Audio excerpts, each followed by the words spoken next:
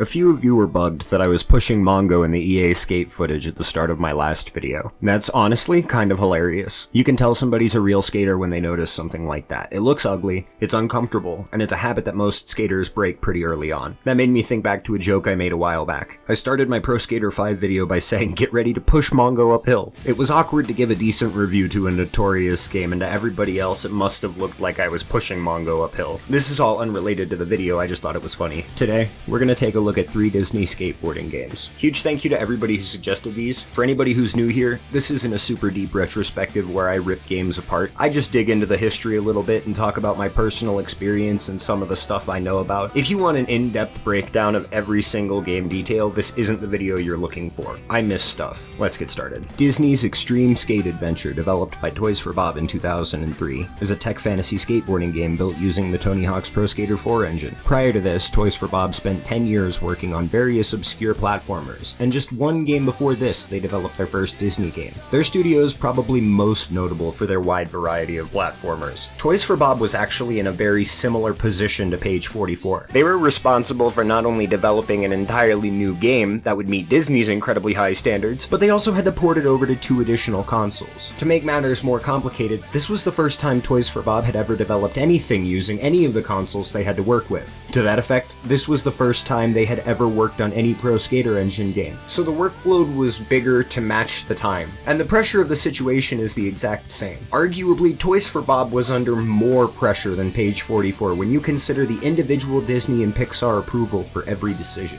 Before anything else, I want to talk about just how flabbergasted I am at seeing this game open with real-world skate footage. It's just kids at an event for the game or something, but there is honestly some decent skateboarding in there. Already we're off to a really good start. It's never a bad time to start skating, but the best time to start is when you're a kid. This was the first thing any kid playing this game would see when it started, and honestly, I kind of appreciate that. I was totally expecting to just see cuts of the game mixed in with scenes from Disney movies. The career here is, surprisingly, just the standard Tony Hawk formula. Go from map to map, completing goals to move on. Except with a twist. Now every set of characters has their own variety of maps, goals, and tricks for their respective movies. There are also a few unlockable skaters, including Romeo Miller back when he was still Lil Romeo. It's faithful enough to Pro Skater 4 in that you can career free skate and activate goals by talking to NPCs in each map, and the goals themselves are faithful enough to match that. Not gonna lie, most of it is outright busy work. Activating 16 arcade machines was kind of a tedious goal, and collecting fruit over the length of an entire map was also kind of a tedious goal.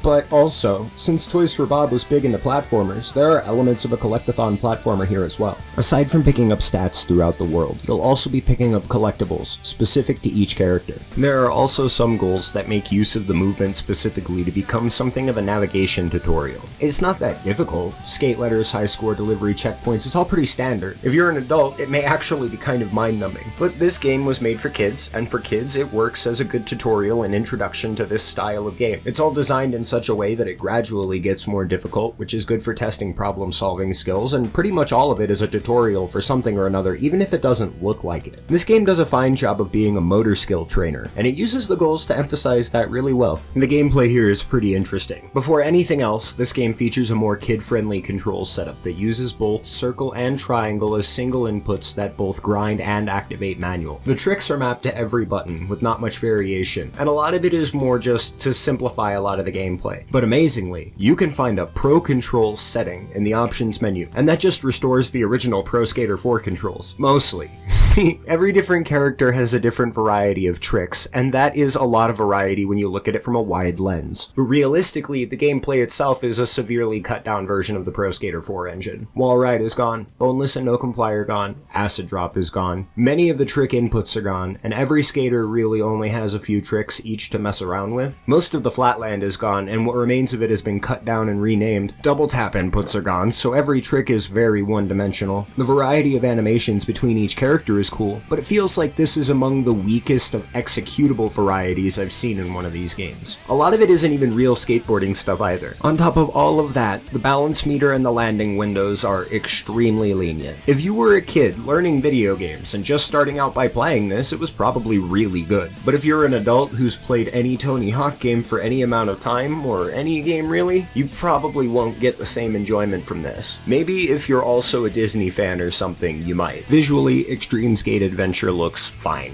It has that classic render-wear engine charm that so many games from the time period are recognizable for. Many of the textures and models and animations look great, and that's probably because of the tight grip that Disney and Pixar had on the design approval process. That being said, it stands that Toys for Bob put a ton of effort into developing this game. Their love of video games in general really shows all over the thing. The object concentration is very simple. Large spaces, easy to hit objects, easy combos, all kinds of stuff to pick up everywhere, stuff like that. It's all very in line with the respective films, but if you're looking for any amount of difficulty, the layouts aren't really designed to be like that. It's more about just being stuff that a kid might have fun with and learn something from. Being a fun and well-made game above everything else. The last thing I want to talk about is the soundtrack. This is super weird. The theme is family-friendly stuff a skater might listen to, and it's a pretty decent variety of rock, punk, hip-hop, and some other stuff. There are appearances from bands like Simple Plan, Smash Mouth, Real Big Fish, Lil Romeo, Audio Vent, and Trust Company. This soundtrack is honestly just so strange. It doesn't have any relation to the Disney movies that this game is based on, and that's not a bad thing, it's just very unusual for Disney. Hearing Real Big Fish start playing while I was skating around as an elephant was probably the strangest experience I've had in a while. It feels so out of place, and yet somehow so perfect for this game. With all that said, I'll give Disney's Extreme Skate Adventure a rating of 8 out of 10. As an adult, there are definitely a lot of things I don't really care for about this game, but this game wasn't made for adults, it was made for kids. And as far as kids games go, this is actually probably one of the better options. People treat kids media like just because they're young and don't know much, they don't need good content to hold them over. Kids video games have a long-running history of being low-budget shovelware. The point is to make good content for them so that they grow up to be a little bit smarter, and I think this game could genuinely be a great introduction to some kid somewhere. A great introduction to skateboarding, and a great introduction to video games. Toys for Bob nailed it, and they did it under the iron fist of Disney. That's impressive. Page 44 couldn't make games work after 6 years of working with the biggest publishers and best studios, and that was without Disney interfering. If you're a skater looking for a good skateboarding game, this isn't what you're looking for. But if you're a skater and a parent, and you want a good skateboarding game for your kid, then you could probably hold them over with this for at least a few hours, and they'll probably learn something from it. Or, like I said, if you're a fan of Disney, you might like what this does. Personally, I'm glad I played it for video game history, but realistically, I won't ever come back to this one unless I have a kid one day or I really want the retro achievements. Next up, Disney Sports Skateboarding, developed by Konami of America in 2002, is a very weird Disney-skinned version of the X Games skateboarding engine from 2001. Sort of. The system programmer, Daisuke Tagachi, previously worked as a programmer on Street Skater 1, as well as Freestyle Board 99 and Zap snowboarding tricks. Actually, I already kind of feel pretty good about it, because we have a system developer who has a pretty good foundation in action sports games working on an engine that I personally like. This should at least be above average. The career here follows the standard tech fantasy format. Pick a character and go from map to map completing goals. Except you don't actually have to complete the goals, you only really need to get a high score. The goals don't even matter. This is way different than the other Disney skateboarding game and theme. That game was mostly about Disney and Pixar movies. This game is about the Mickey Mouse crew. Man, I just had a flashback to watching an extremely goofy movie. I actually remember really liking that because of how much actual skateboarding was in it at the beginning. And Max was a well-written character. Specifically, I remember the intro where Max flies through the city on his skateboard Back to the Future style. I was a really little kid back then. It's crazy that I even remember this. Back on the career, it's pretty much the exact same as X Games skateboarding. Many of the goals are identical, and the structure is the exact same, except it's much easier because you only need score to move on. There's also the vert competition, just like X Games, but the vert ramp changes with each round and gets a little bit more complicated, so it's a little bit more advanced than that. It's like a combination of the vert and park put together into one giant ramp that changes. The gameplay is a tiny bit different than X Games, but not very much. You got your standard flip, grab, grind, manual, wall ride, and spins, and we even get some of the more advanced stuff like multi-direction, double direction, rotational, special tricks, and super tricks. Compared to the last game, the difference is staggering. That was more like a baby's first video game. A platformer with not much emphasis on the real skateboarding, despite the real footage at the beginning. This game is more about the skateboarding, but there isn't any real skateboarding footage to go with any of that. The logic between between these two games is just so backward. There are also a couple of differences here courtesy of the system programmer. Just like Street Skater, you can drift in air to drag yourself closer to whatever you're trying to hit. Yanya Kabbalista also did this same thing. You can also do crazy ass spins like a 1260 or 1440, which is reminiscent of Freestyle Borden 99. There are also kickers everywhere. Daisuke-san really took advantage of what he had to work with, and he infused his own design elements into it to make it that little bit different. I appreciate that. It doesn't feel exactly the same as X Games skateboarding, since it's made to be much easier for kids, but that doesn't take away from the fun at all. It actually adds to it a lot by allowing for much longer combos over longer areas. The heavy influence from working on Street Skater shows up in more than just the air drifting. It's in the spins, the gravity, the balance. You can grind, manual, and wall ride for an insanely long time compared to other games like this. And similar to Disney Extreme Skate Adventure, it's also a collectathon with a much higher collectible object count and concentration, which is reminiscent of the wide variety of Disney-based platformer games. There are a lot of interesting things going on here. Unfortunately, that's all made kind of uninteresting by the very small selection of levels. The levels are big, but there aren't that many of them. There are also no unlockable skaters. Unlockables take the form of cosmetics and levels only. And even the levels are just stuff that you'll play normally in the career. There's not much beyond what the game itself is and offers, so if you're hellbent on completing a game you play, there really isn't much here to complete. Visually, this game is very similar to X Games Skateboarding, but with a little bit of upscaling and some anti-aliasing, this is actually damn impressive for the time. At least the character models are. The trick animations have some style and the textures are pretty good, but I just can't get over the fact that everybody skates sketchy 100% of the time. The board doesn't lean with your turns. Because of how each character is animated, the board is constantly wobbling back and forth. That unending sketchiness really makes my stomach uneasy. I also ran into another problem: capturing footage for this game. Konami has damn good anti-piracy protection, so my emulation experience here wasn't exactly the best quality. I can play the first challenge map and play through the whole trick challenge set, but the trolley anti-piracy measures make sure that you cannot ever make any kind of progress. If you win the vert contest with a first place rank, you'll still be given a bronze medal. No matter how much score you get or how many objectives you complete, you'll never move beyond the first level. So I did what any rational person would do. I downloaded a save file with everything unlocked so I could check out the map design. Glad I did, honestly. There aren't that many maps, but they're all pretty large in size. They're also all downhill, more like a snowboarding game than a skateboarding game. I think the variety between each level is crazy, and the first level is probably the weakest of all of them. There are also some weird object placements and some collision bugs, but nothing too major to ruin the experience or anything. I just wish there was more of it. Like, the variety is good. If they just did more with that variety instead of making enormous maps, it probably would have been a little bit better. Fairly often, landing back down onto a ramp would mean landing between two loose vertices. That's a bug I kept encountering constantly. It would send you flying back up into the air. And the exact same thing happens in the various Tony Hawk games on walls and stuff, but here it can happen on pretty much every single quarter pipe depending on where you land. That's a shame, and a bug that other Konami skateboarding games don't really share in such a high concentration. But it's fine, it's forgivable. You just leave it alone and you'll land normally. The soundtrack is the most disappointing part of this experience. There's no licensed music. It's all bland and boring elevator rock and roll that doesn't have a whole lot of variety. That sucks. Usually action sports games have some of the best soundtrack variety among all games. This feels like a barren wasteland in comparison. I hate to be that guy, but good music is a huge part of these games. Instead, probably just listen to your own playlist and don't even listen to this game. Most of the audio is the DJ yelling about whatever you're doing, and as an adult, it is really annoying.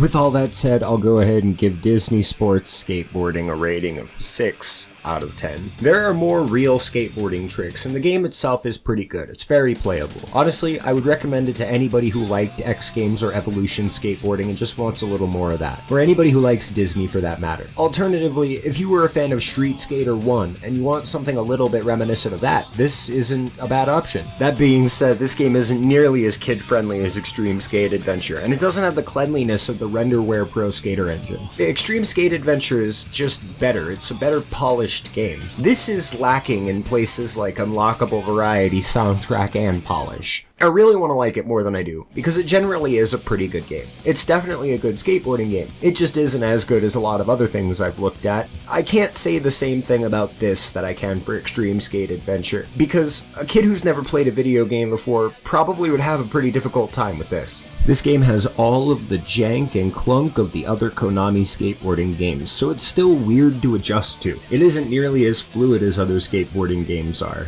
The quality is good, I just don't understand it. This game succeeds where the other falls short and vice versa. I don't know. If it looks like it's for you, then check it out. It isn't bad. But we aren't done yet. Last game up, Extremely Goofy Skateboarding, developed by Chrome Studios in 2001, is a tech fantasy skateboarding game that actually finds its roots in Championship Surfer from 2000. You might recognize Chrome Studios. They've worked on more licensed properties than 90% of all other studios, and their history stretches all the way back into the 70s. Most recently, they put in a lot of work on Hogwarts Legacy. I'll admit, this is a pretty weird one. It's not related to any other series of games or familiar engine that I've covered, so I'm digging into some new territory here. I've never played Championship Surfer, but from what I understand, this game takes the foundation from that and converts it into a skateboarding game. I'm honestly not sure what to expect. There isn't necessarily a career, per se. More like a series of maps with a few goals each that unlock a couple of more maps in each category. Comparatively, it's smaller than pretty much every other skateboarding game on the planet. Pro Skater 2 on the Game Boy Color probably had more content than this. It definitely had more playable skaters. The only playable skaters here are Goofy and Max, which makes sense because of the name, but even just like one or two more characters would have been cool. Mickey, Donald, anybody. The goals aren't really hard either. Collect a bunch of coins, knock over some things, and skate over some things. It's pretty dry in the variety department. The gameplay is also insanely dry and not very good, but also very interesting. Holding forward will pick up speed. Holding ollie and forward will pick up more speed. During an ollie, pressing pretty much any of the usable buttons will do a different trick, and sometimes adding a direction will change that trick. In the way of variety, it's incredibly small, and some things are just outright named wrong. Goofy does this thing that's effectively a seat grab, and the game calls that a melon. For some reason, the nose grab animation is a Madonna. You can switch up grinds by tapping a direction while grinding, but it doesn't always work. Sometimes doing a 50-50 will just lock the grind switch ups altogether. You can do a nose manual or tail manual by pressing and holding one of two buttons, and it's here where I started to realize what was going on. This game was made by a team that had been making games since the 70s. They might not have had an extremely extensive knowledge of skateboarding, but what they did know was sidewalk surfing. Back in the 60s, surfers pioneered the idea of skateboarding as a cross-training exercise, a way of surfing even if you didn't have any waves. So these guys weren't exactly skaters themselves, and the skateboarding is wrong, but they did understand skateboarding from their time period well enough to at least get some details right. This all makes me very curious about Championship Surfer. I feel like what hurts this game the most is being on flat navigable land. Being restricted to a small water space would make a lot more sense for these controls. As a skateboarding game, and just a game in general, this is pretty bad. It doesn't feel good to do anything. All of the tricks are either too heavy or too under-animated. Turning is way too sharp and often really uncomfortable. Because there isn't much variety, and what is there isn't very good, it would be easy to assume that this game is unplayable. Honestly, it isn't. It's really bad for sure, but every mechanic in the game works just as intended. The problem with this game isn't being broken or unfinished or anything, it's just bad design. Like, I see what they were going for, but what they were going for wasn't that good. Visually, this game suffers from a very unusual problem. All of the characters are animated at a very low frame rate. I thought the game was lagging at first, and then my animator's eye caught the truth. The character models are animated at 24 frames a second with 6 keyframes in total for the idle animation. Every frame has one hold frame in between that, so nothing happens during that time. Plenty of animated things do this. It's called animating in twos, and you can make it look pretty smooth with the right motion and speed. But there's a problem with this style for this game. The game itself runs at a solid 30 frames a second. That means there's one extra hold frame for every other keyframe, and that's just not good. With the Max model it isn't that bad, but with the Goofy model you can actually see the extra hold frames, especially when turning. Each turning animation only has 6 frames, and Goofy's arms wave around like fucking crazy, so you can actually see it pretty clearly. It's not that good. Things are animated at a specific frame rate for a specific reason. This is that specific reason. When you have too many empty frames, it just looks bad. 3D modeling softwares like Blender create interpolation frames using the position of the model between each keyframe. So this isn't something we even see anymore. But even when it did happen, it was extremely uncommon. Jet Set Radio's models are a great example. Those are all animated to fit their 30 frames a second, which is why the game goes nuts and speeds up if you try to play it at 60. I think the difference between a cartoon and a video game got lost somewhere in all of this, because this isn't a normal issue that tons of games have. Actually, I think this is the only time I've ever seen it in a game that got released. How did this even make it through quality testing? Finally, there is no decent soundtrack, and there is no real-world skateboarding footage. That's not really a blow, because the rest of the game also isn't very good. Based on the incorrect trick names and the weird skateboard shapes, I'm willing to bet nobody on the development team actually watched any skateboarding footage. Really, a little bit of research would have gone a long way for this game. This came out in 2000, and there was plenty of stuff available by then. At the end of everything, I'll go ahead and give Extremely Goofy Skateboarding a rating of 2 out of 10. Despite the super low rating, I don't hate this game or anything like that. It's very poorly made, very dry and very empty, otherwise completely skippable, but I don't hate it, and I'll tell you why. Aside from the wide variety of very weird design decisions, the developers still accomplished what they set out to do. This game would make an excellent teaching tool for students learning how to design games. A crash course in bad decisions, but fun and funny to look at, and important overall for motivation. You might not always be able to do something, and even if you do it, you might not do it right, but you'll never know unless you try. Not gonna lie, this game does have charming stuff like the bails against walls and being able to skate underwater. It's playable, despite feeling very bad to play. I'm sure the animations would be charming if they were actually playing in the correct frame rate, but I can think of 3 great lessons any developer could learn from this. First, do extra research on your source material. Second, learn how to map a proper control scheme. This game could have done with some more control streamlining to make the experience more comfortable, like using all of the available directions and buttons in combinations to change what trick you're doing, instead of just having every button do one flat trick in the air. Finally, a tiny bit of variety balancing goes a long way. There's a pretty big variety of levels, and those are pretty big, but there's a tiny variety of everything else. 3 less levels for more gameplay was the best move here. Hindsight is 2020, and I want to say that there were already other examples of skateboarding games out there, but I kind of appreciate that they developed their own game without taking a bunch of shit from other games. It was at least original. Bad, but original. Now that I'm done with that hot mess, it's time to take a small step away from skateboarding games and back into the world of bikes for a little bit. I've been waiting to talk about Crusty Demons since the first suggestion, and after that I've got Freestyle Metal X to cover. But there's also one more game, something that isn't a request, that I need to talk about after that. It'll make a lot more sense when I actually get to it. Until next time, thank you, and have a nice day.